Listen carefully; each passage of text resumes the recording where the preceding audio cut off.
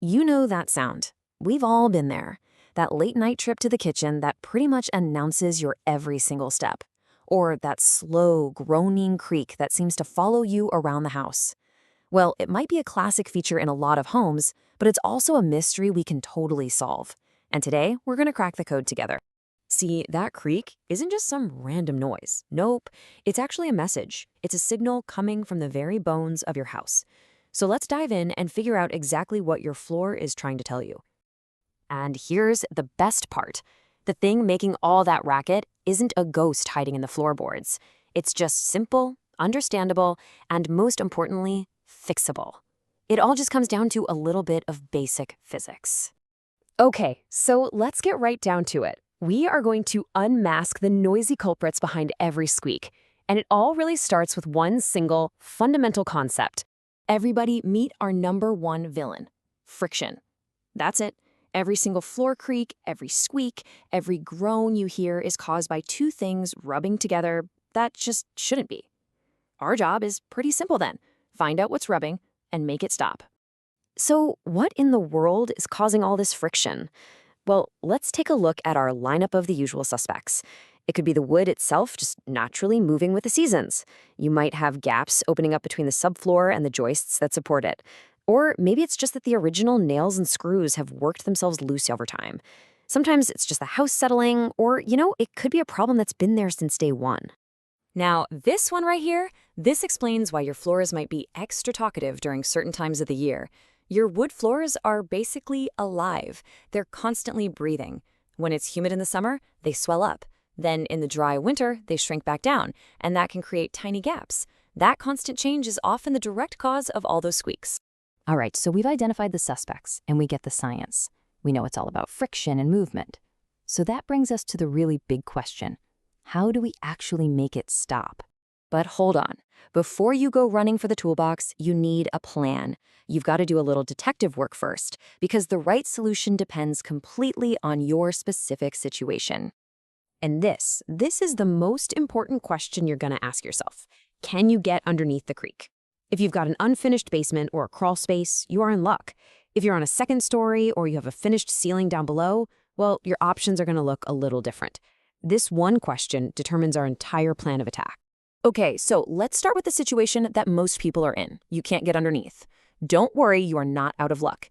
Here are the best ways to tackle that squeak right from the room itself. This is your first line of defense. It's super easy, and it's especially good for those seasonal creaks where the floorboards themselves are just rubbing together. A simple powder like talcum powder or even baking soda acts as a dry lubricant. You just sprinkle it on, work it into the seams, and honestly, it's a surprisingly effective fix that can silence those minor squeaks almost instantly. Now, if the powder trick doesn't work, the problem is probably a little deeper. It's likely a gap between your floorboard and the subfloor underneath it. For a more permanent fix, you can literally pin it down.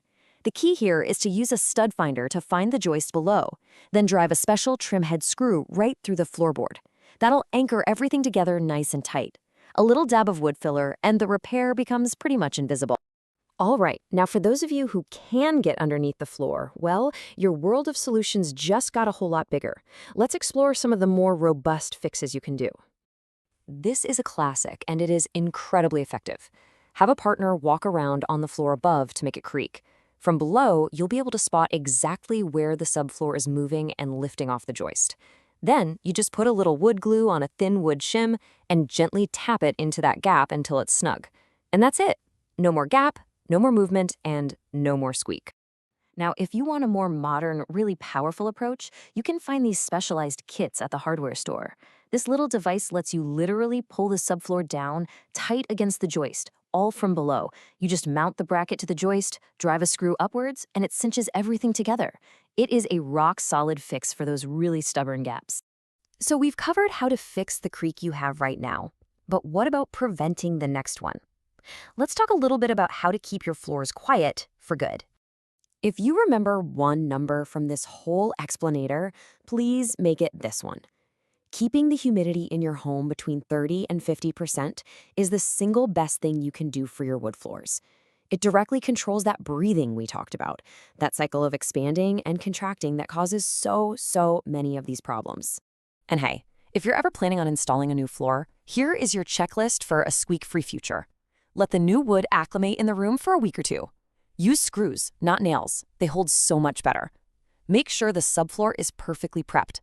And leave a little room for expansion. Getting it right the first time is the ultimate fix.